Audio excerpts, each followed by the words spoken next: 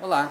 Salário mínimo, jornada diária de 8 horas, férias anuais remuneradas, descanso semanal e direito à previdência são direitos comuns dos trabalhadores dos dias atuais. Entretanto, no início do século passado, a realidade dos trabalhadores era totalmente diferente, não lhes era garantido nenhum desses direitos.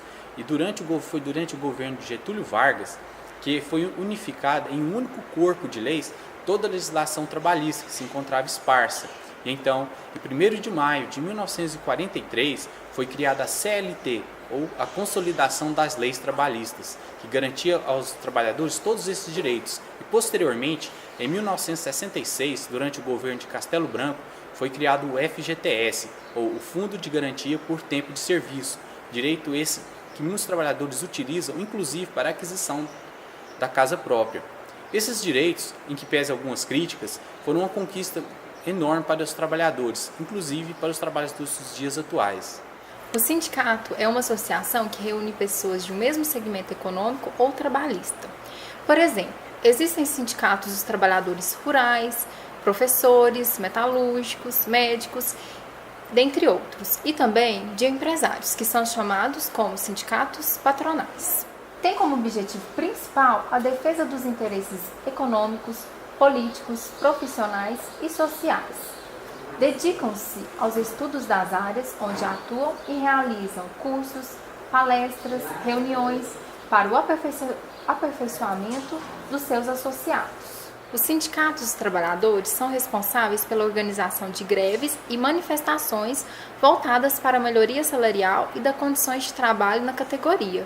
Os sindicatos dos trabalhadores são responsáveis pelas organizações de greves e manifestações voltadas para melhoria salarial e condições de trabalho adequado à sua categoria. A Constituição Federal de 1988, em seu artigo 8º, inciso 2, dispõe: é livre a associação profissional ou sindical, observado o seguinte: é vedada a criação de mais de uma organização sindical em qualquer grau representativa de categoria profissional econômica na mesma base territorial, que será definida pelos trabalhadores ou empregadores interessados, não podendo ser inferior à área de um município. Os sindicatos são mantidos principalmente pelas contribuições sindicais pagas pelos trabalhadores associados. A seguir, serão apresentadas entrevistas com profissionais de diferentes segmentos trabalhistas que esclarecerão as relações teóricas, práticas do direito trabalhista.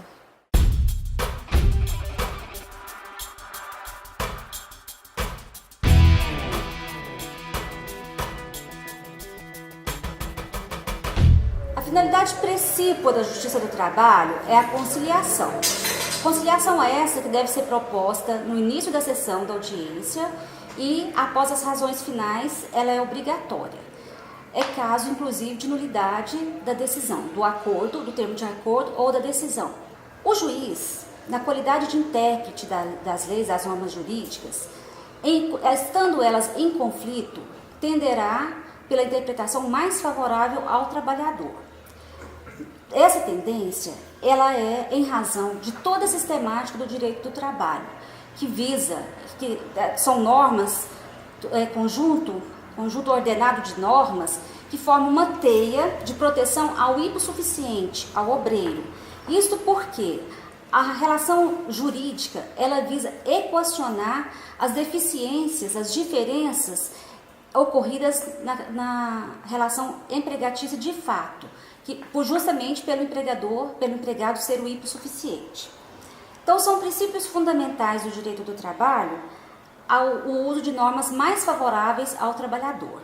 A jurisprudência ela tem todo o sistema montado pelo TST para realmente determinar normas, convenções a serem aplicadas no direito do trabalho. Então, a jurisprudência é inquestionavelmente uma força jurídica e jurígena, porque ela origina o direito do trabalho.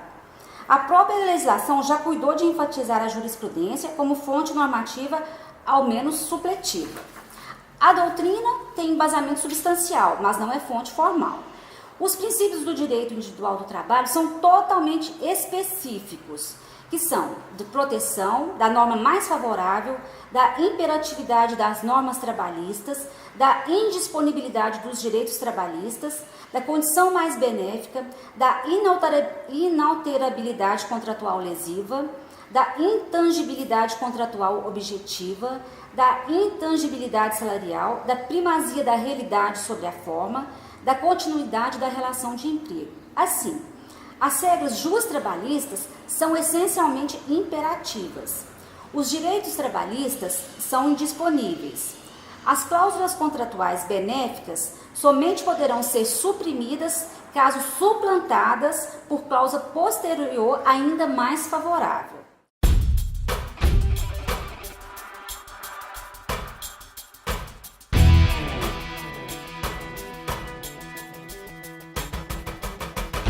Bom, dentro do que a gente entende pela atuação do advogado dentro da Justiça do Trabalho, a gente vê que dentro do organograma do Poder Judiciário Nacional, a Justiça do Trabalho é a justiça que efetivamente mais dá resultados positivos, tanto em relação ao patrão quanto em relação ao empregado. Isso porque, primeiro, em razão da celeridade do processo trabalhista e em razão dos mecanismos que o Código Processual dá, no sentido de dar mais garantias de recebimento do cumprimento da sentença trabalhista. O empregado, ele vai ter a garantia de que ao fim de um processo, a sentença vai ser julgada, vai ser cumprida em toda a sua amplitude. E o empregador vai ter a garantia também de que aquilo vai ser julgado em tempo hábil, em tempo oportuno. Agora, dentro da questão trabalhista, do exercício da advocacia, isso nos dá uma grande tranquilidade de advogar, tanto do lado do patrão quanto do lado do empregado, porque a gente sabe que o processo vai ser julgado e quando vai ser julgado. É um dos poucos processos em que a gente consegue, às vezes, definir prazo para o nosso cliente. A questão da atuação no meio trabalhista acaba que o advogado ele acaba tendo que se optar em trabalhar para o patrão ou trabalhar para o empregado. A trabalhar para os dois lados, ainda mais se a gente imaginar uma cidade pequena, acaba sendo uma situação complicada, mesmo em processos diferentes.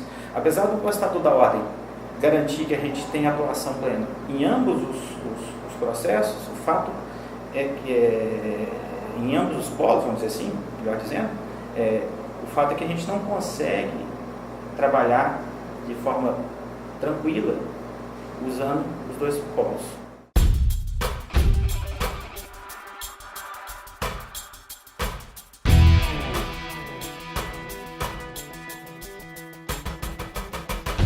O Sindicato dos Trabalhadores Rurais atua como representante da classe trabalhadora rural, tem como objetivo principal a defesa dos interesses econômicos, sociais, profissionais, políticos dos associados, bem como de todas as outras pessoas que, não sendo associados, também são representadas, que é a classe trabalhadora rural, como os pequenos agricultores familiares. Nesse sentido, o intuito do sindicato é melhorar a qualidade de vida dos mesmos, atuar também melhorando as condições de trabalho dessa categoria. Hoje as relações de trabalho são formais, pacíficas, os trabalhadores sempre instruídos, informados sobre seus direitos, seus deveres. Mas algum tempo atrás, o que acontecia?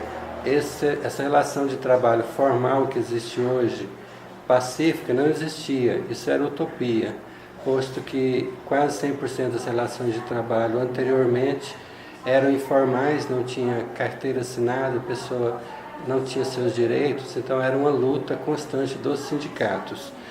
É nesse sentido, através do diálogo, da conversação, que foi acabando esse tipo de trabalho informal.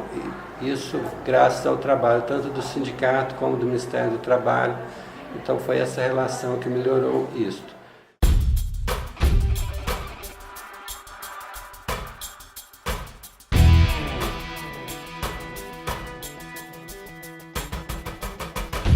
Patrocínio surgiu, estava em ascensão a cafeicultura, que é uma grande demanda, que demanda uma grande quantidade de mão de obra.